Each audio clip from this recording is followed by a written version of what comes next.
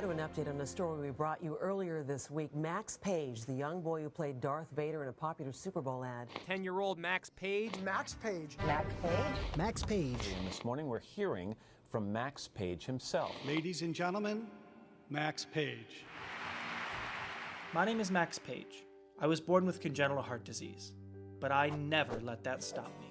The 7-year-old was born with a congenital heart defect that affects 1 in every 1,000 children born each year. Without a pacemaker and 8 major operations so far, Max probably wouldn't be here. I grew up sharing my story across the country, hoping to inspire other heart kids like me. Max is recovering from successful open heart surgery this morning. Now, it's time for me to share their stories, so others on this journey can remember that they're not alone.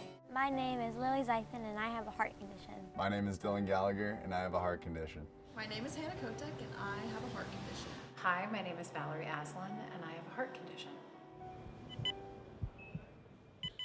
My condition was an ASD, so an atrial septal defect, and I'm a little bit older than you are, so it was at a different time. But yeah, they did a full open heart surgery to correct it. I'm 17 years old and I have a leaky tricuspid valve, coarctation of the aorta, a narrowed arch, and atrial septal defect. I had an atrial septal defect. Lily was born, as far as we know, without this heart condition, and at age 2.5, she was diagnosed with a 3rd-degree heart block and received her first pacemaker. I had my surgery when I was 13. Great time. You're like a teenage girl.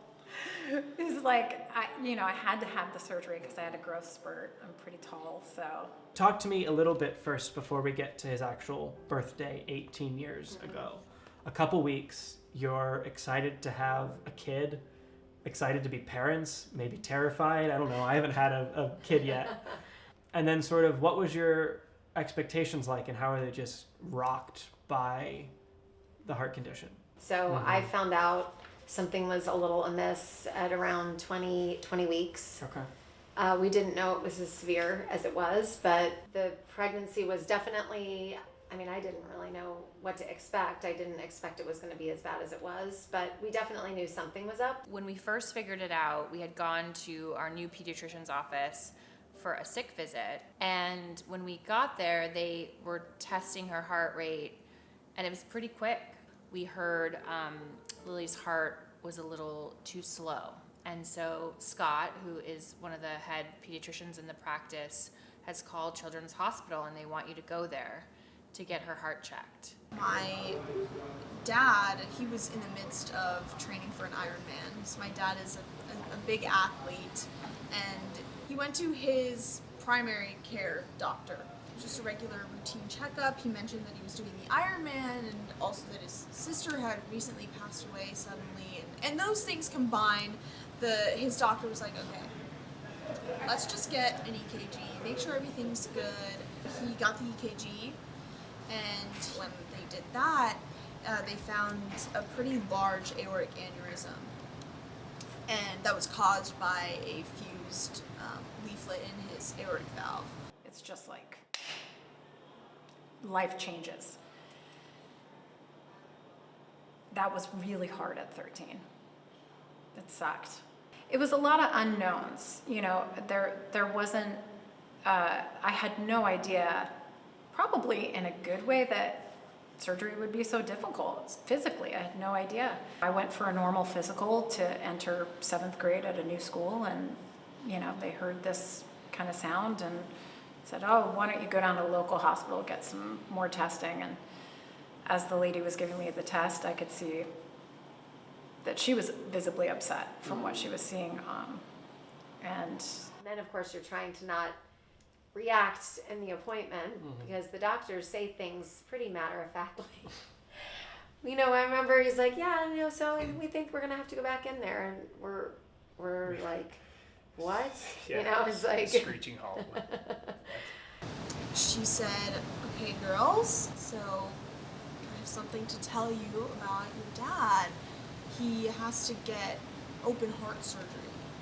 And when you drop something like that, it's like, oh, this is a really big, scary thing. And I was like shocked, and I was scared, and I remember crying, and I was like, what does this mean? And it was all very confusing, and I was looking at my sister like, That was weird to see another adult that you don't know kind of getting teary-eyed as they are, you know, looking at your heart. I was like, oh, it feels like that's not good.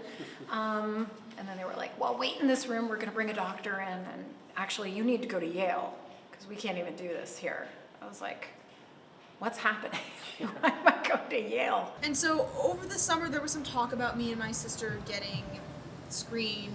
My mom is telling me, okay, we're gonna have to go to Lurie Children's Hospital. We're just gonna get a checkup. We're just gonna make sure there's nothing wrong. You know how, you know, your dad had this thing. We're gonna make sure you don't have the same thing. So I didn't know Children's Hospital existed. I didn't know if my insurance covered Children's Hospital. So I was like panicking all around. But I gathered our stuff. I gave her a Happy Meal and we went to the emergency room, and I waited to be seen. And then they told us that she had a serious heart condition. When people find out that you have a heart condition, whether it's friends, family, teachers, whoever, how do you think they typically react?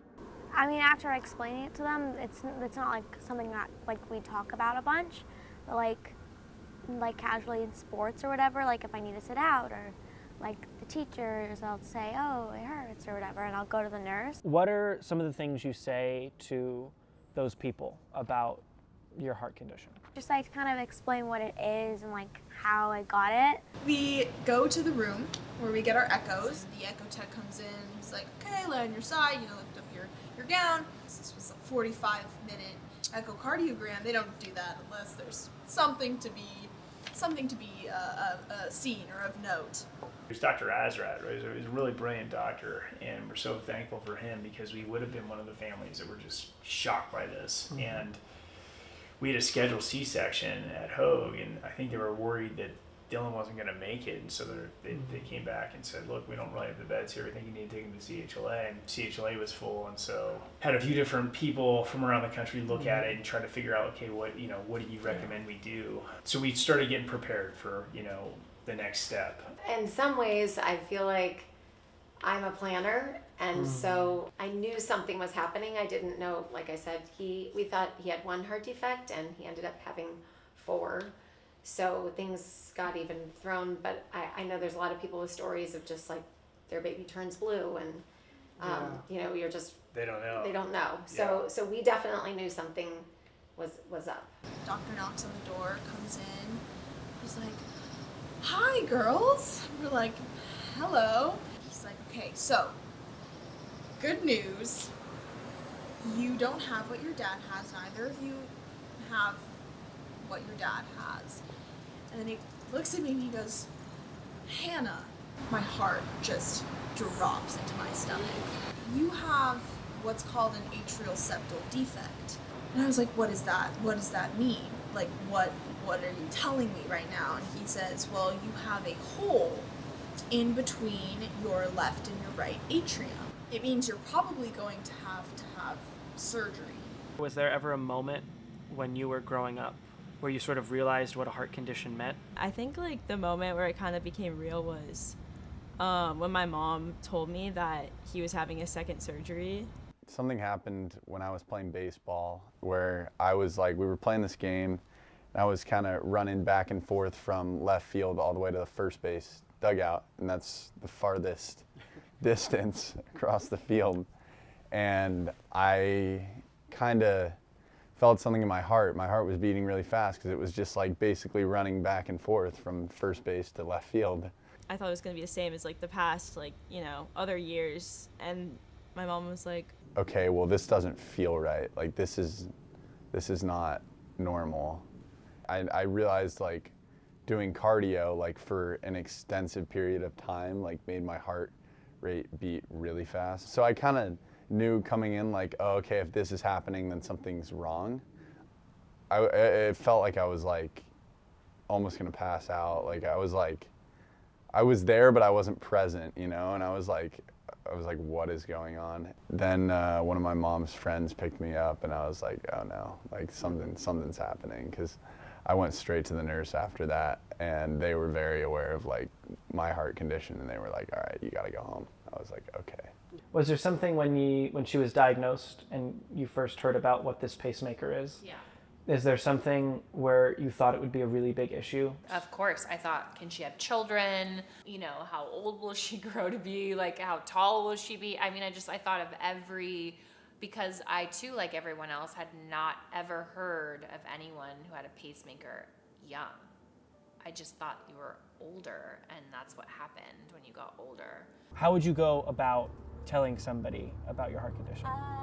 I have a pacemaker, and I might need to sit out sometimes, or it might hurt, but most of the teachers already know. Like, my mom will tell in advance also, all the teachers. I think my mom took a book out of the library about hearts and heart surgery, and I didn't read it because I was like 11. I was like, I'm not reading this. Yeah. So I really didn't know what to expect. I kind of thought that I was just gonna maybe die. And then we waited.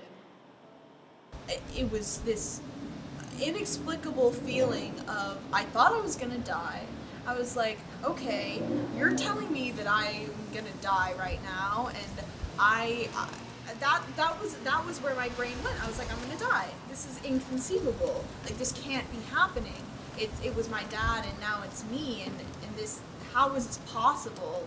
He didn't understand why he'd have to have surgery, and we didn't tell him, but once it started getting closer, we did have to tell him. He had surgery at the end of July. He definitely knew something was going on, because we kept going to doctor's appointments, and he started getting a little bit more out of breath. I think that maybe that's what it was. Maybe around the basis, and he was out of breath or something like that. There was some trigger, and I guess maybe there's a little PTSD on my part from that night, because it was a really hard night. Yeah. I definitively remember one night, he's like, Dad, I don't get it. What are you worried about? God's got this. And I remember going back to my office and just bawling. Yeah. And it was tough. I mean, it was tough. My brother says there was a shift in the air for the sibling who has to stay home. Yeah. Because they're in the house and no one else is. You know, you're 10 years old having to hold down the fort, and you might have aunts, uncles, or grandparents there, but do you remember what that week was like in your house the very last time before surgery? Yeah. And what that process was like? My mom told me a few months before, just so I, was like prepared, I guess. I think it was really hard to tell Shay too. And even as a mom now, I think you just worry a little bit about, there's so much attention that's shined on the heart kit and the appointments and the worry and the stress. And so you just don't want them to feel lost in the shuffle. It was hard to tell her. Yeah, it was hard. My parents and his parents, it wasn't, not that it wasn't hard, but she was the hard one for me. How did you try to do it? I think we just all had to sit down and tell her. I think we tried to be as honest as we could. We just told her, I mean, I was just like surprised, because that's not what I was expecting. I was just expecting like, oh, it was great, and then that was it. So then when I heard that, I was a little like confused, because I didn't really know what that meant. And she had lots of questions about when it was happening and who was staying with her and how it was, and all the normal questions. She was only 10 at the time, so. That was like really, really hard and scary, because it wasn't planned, I was at school, and then as soon as I got out of school, I'm getting told he's in the hospital, like I'm not staying at home, I'm going over here, my mom's dropping off a bag to my friend's house, like it was just, that was really scary, because I didn't know what was happening. It was weird because we dropped him off and they wouldn't let me and my sister go up with him, because this was, coming off of the back end of really big, scary COVID. It was really scary. It's saying, oh, okay, goodbye, but not goodbye, but possibly goodbye. You know, you never know with this, you never know. There's no guarantee ever. I think it's really hard. I think that we both talk about that quite a bit because it's a you don't want them you to just feel. yeah you don't want them to feel left out. You don't want them to feel, and you don't want to create, you know, you've all these outside wounds that you're trying to heal on the one kid, and you don't want to create inside wounds on the other one. You know, you're helpless as a sibling. You can't go up and see them. You just have to sit there and wait, pretty much. So an also weird card that was handed to us is 9 days after our son passed away, she broke her elbow in half and her wrist and needed emergency surgery. So she had just gone through surgery. She was scared because her brother went into a hospital and didn't come out. So I think that was also part of a bigger conversation of it's hard to trust and to, you know, put our family's love and trust into something and not know what will happen.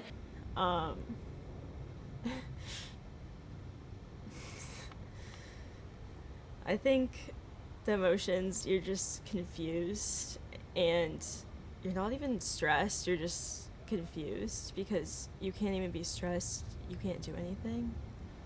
You're mad that you can't control it too. Like, I couldn't do anything. I just had to sit home and like wait. I mean, in the moment I wasn't thinking at all about myself. I was just thinking about like what's happening, like him, how's he doing, you know, when can I go see him? And yeah, I think that's like really hard to be away from your family, especially when they're like all dealing with that, and you are too, but like no one's really like cares about, well, you know, no one's really checking up on you. In hindsight, I wish we would have, and I don't even know if there is, but if we would have gotten more advice on that, and maybe, because I'm not sure, we tried our best, we tried our very best, but, you know, it was our first time through, and now looking back, you know, you can see, like, as much as we tried, maybe there were some other things we could have tried.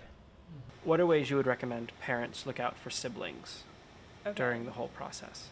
I think the parents should definitely like talk to the siblings and not try to dictate what they're doing, because that's like really hard, especially when you're out of control and everything and everybody's telling you what's happening, and all at the same time they're telling you, you know, you're going here, you're doing this, you can't visit. I think it's really important to be like, okay, do you have anybody you want to stay with during this time? Do you want to stay here in the house? Do you want to go somewhere else? Like, what do you want to do? What advice do you have for other siblings who are struggling, feeling seen, and who don't know how to make sense of their emotions? I think the biggest thing is, like, you're not alone, you know? Like, you might feel really isolated and like you're alone, but you're not alone. And it's okay. It's okay to not be okay. I think that I withdrew so heavily from everything in my life at that point because I saw the surgery on the horizon. And for me personally, being out of control in any aspect of my life is probably the thing that spikes my anxiety. I love being able to articulate things and control things, and You're a scientist. I'm a scientist. This is what I do. This is what I live for. I live for controlling the experiments to reach the answer that I want, and all these variables that I can manipulate in certain ways. And this was one variable that I could not manipulate, was that you could die. I was like, I'm only 18. Kids have this so much younger, but I don't know, it just hit me so hard because I knew what my dad had been through. I knew, medically speaking, what this meant, and I felt like I had a lot of life experience and things to live for. But up until that point, to be honest with you, I don't think that I realized that I had so much to live for, because I was almost in the mindset of like, you know, maybe it was just easier for me to not put any stake in it. It was like a 5th grade narrative assignment, and like that just happened to me, so I was like, oh, this is a perfect thing to write about. And once people like read it, like I think maybe people started to like understand like, wow, like this is, you know, something that other people go through too. You know, writing out your feelings and journaling is really great, because even if you don't think you need it, like if you just start writing, like you'll start writing your feelings out and you'll feel so much better. I don't like feeling bad for myself ever, but I have allowed myself moments to sit with the gravity of the situation and to acknowledge that before surgery I felt sad and I felt scared, and I told myself, okay, that's okay. Feel those feelings of sadness for yourself or for the situation, but then after you have allowed the space for those feelings, you know, kind of let them wash over you and invite the feelings of what's next? How are we going to move forward? How am I going to navigate this situation? But I think allowing that space is necessary. You need to acknowledge the way that it makes you feel. That was the main takeaway for me, is I felt so isolated. I really felt like I was on an island. And I wasn't meeting other people that had open heart. Only when I had my surgery, there was I think there was a teenage boy in there having a heart transplant. That was it. It was like very, do you have it? You know, anybody? Is there ever times where you think about your heart condition, or times when you're like, I might be different than other people? Not really. And why do you think that is? Because I can do everything else anyone else can. There is a difference between boys and girls with scars. I think for a boy, for a long time, it's been sort of seen as like a badge of honor, and again, for a girl, it can be a bit of a scarlet letter. I don't want to candy coat that or ignore that, because I think that that would be unfair. And maybe somebody's not going to like that I'm saying that, but you are here on the planet and you are healthy, and there was a medical procedure that kept you alive and keeps you going. Being a woman, a young, like barely 18-year-old woman in college, experiencing life and interacting with new people at such a great volume, and having that, I knew that was going to change the way that I moved through the world. When people, like, when I tell them I have a pacemaker, it isn't like, when I explain it, I try not to make it seem like a big deal. And a lot of times people are like, cool, they just always have it in the back of their mind, but it's never in the front. They're never like concerned. My teachers are concerned. Like last year I had a basketball teacher who took it very seriously. He always asked, like, do I need to tell anyone? I'm like, it's fine. As a woman now with a scar, and being a young girl with a scar, I would encourage you to do the opposite of what I did. I don't think anybody should live in that fear of showing it anymore. I spent a long time hiding it, and then as an adult made the active decision that I wasn't going to hide it anymore. Please welcome the lovely Valerie Aslan, everybody. Valerie Aslan. Usually it's somebody, they look at you and it's like this, hey, blah, blah, blah. And you're like, yeah, no, it's a scar from open heart surgery. I'm okay. Yeah. You know, what happened? Yeah. Well, in the 90s. I had open heart surgery when I was Open heart surgery? I know. Good Lord, are you all right? Yeah. All But I right. just remember everything smelled like hash browns in the hospital. Is that weird?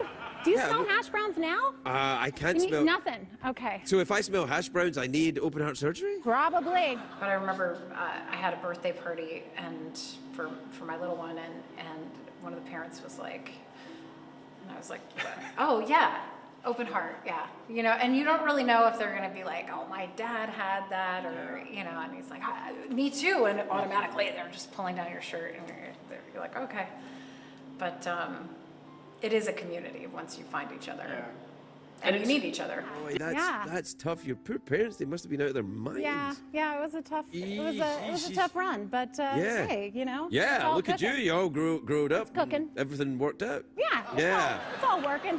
I was walking through campus one day, and I was with a friend, and he ran into his professor, and his professor had their daughter with them, and I was just interacting with the little girl, and the professor pointed out my scar, and I initially thought it was odd. I was like, oh, what are we about to say here? And the professor was like, look at her scar. Like, show her yours.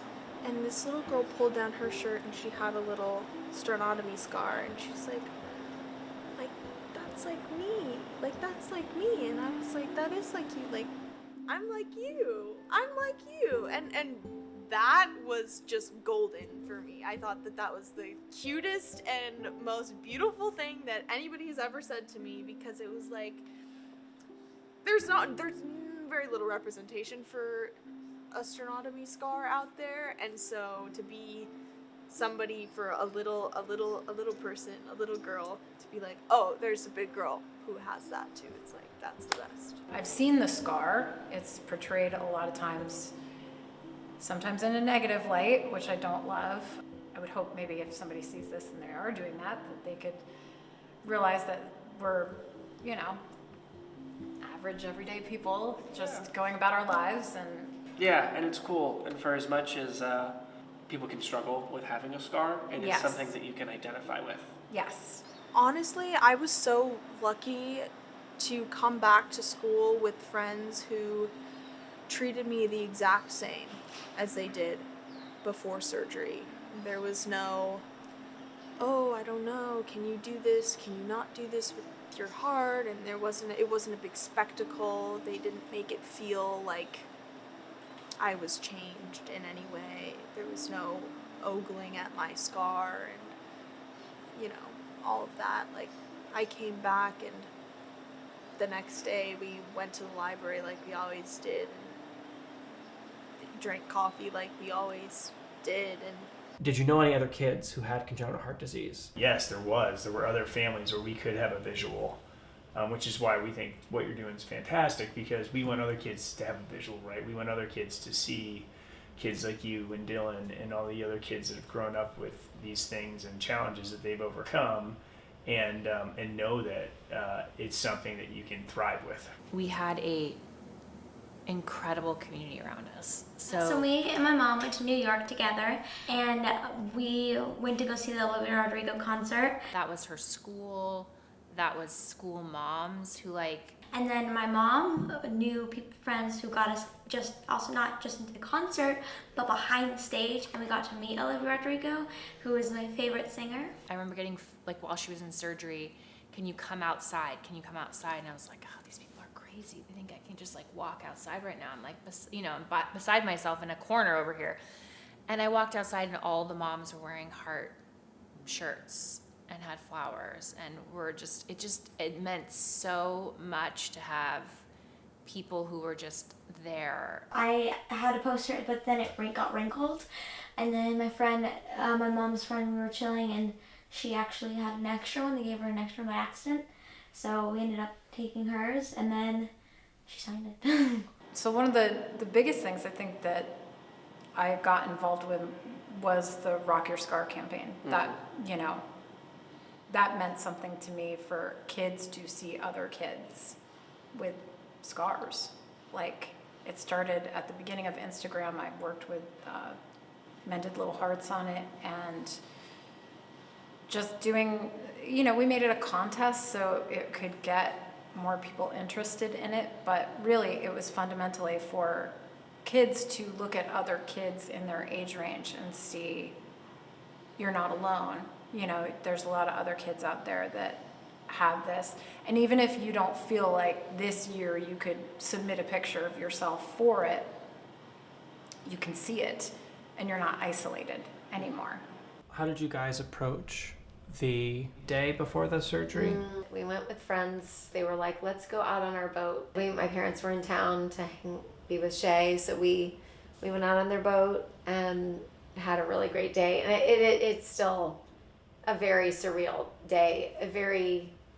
There's just this impending sort of just anxiety of what is ahead, and then you kind of finally get to the day that you've been waiting to have behind you. I think that was really good. That would be another bit of advice. Yeah. Because I wanted to sit in my room by myself all day, because I was, it's just such a heavy thing before that. But I'm really glad that we went Yeah. out and did that. We did. It was and fun. as a family, and it took our mind off of it, and it kind of, I think, relieved a lot of stress It did. before that versus Yeah. just sitting at home Yeah. by yourself. So if you can do something, you know, as a family to just ahead of time, you know, I think that's a really, I would too. definitely do that again. For sure. I just have to reiterate community so much that you can't do it alone. When it came time for her heart, I think she also felt safe because she knew the environment we were putting her in at Children's felt like home, almost like a second home, because she'd been going there for so long and she knew the doctors, the nurses, the staff, like everyone. So it was a different Lily walking in there than it was previously at the other hospital. I kind of always just like knew my mom always told me that I was like a superhero and like the whole time, and so I never really thought about it as I grew up.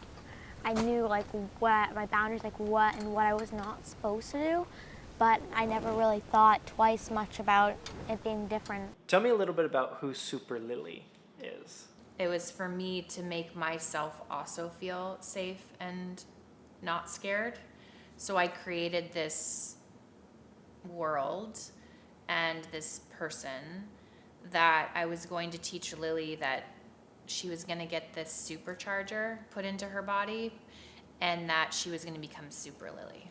I don't remember because I was very little, but as I started to grow up, she always said that, and I remember whenever she said that, and she'd do drawings of the chalk and buy me capes, and I'd like dress up, and I have like someone painted me a photo of me like looking like this.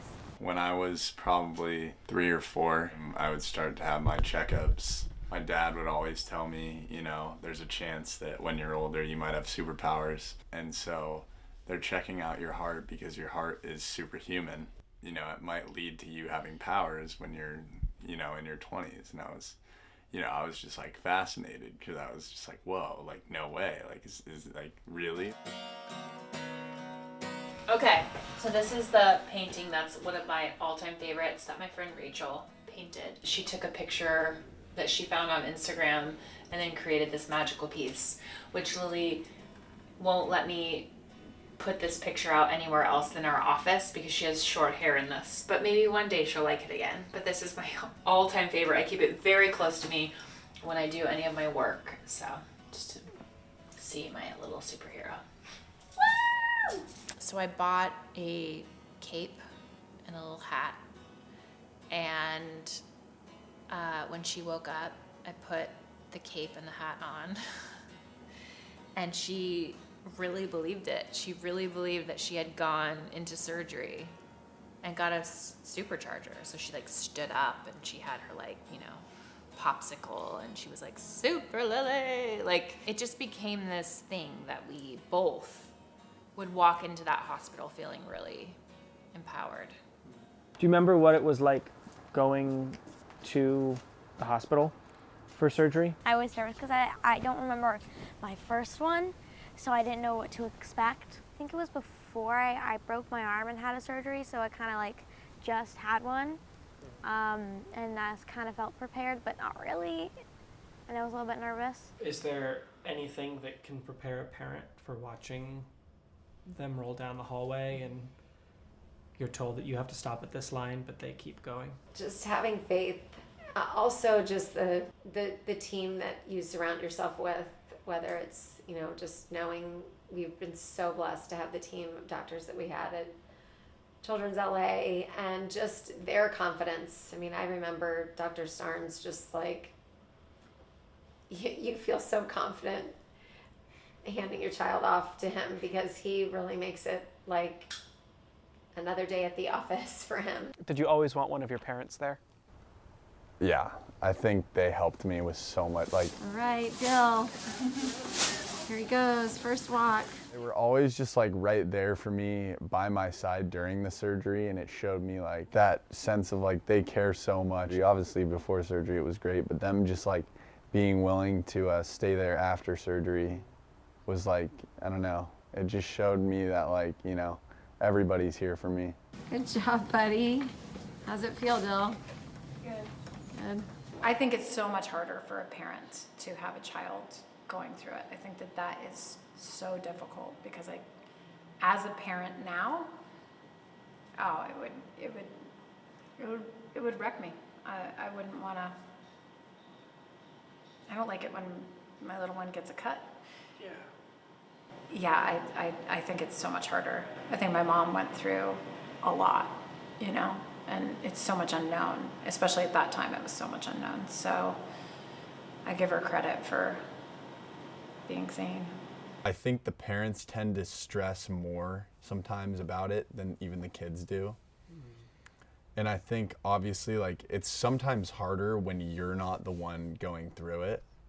And like you wish you could be going through it because you have such a deep care for this person. But like at the end of the day, like I felt like my parents were more affected by it than I was.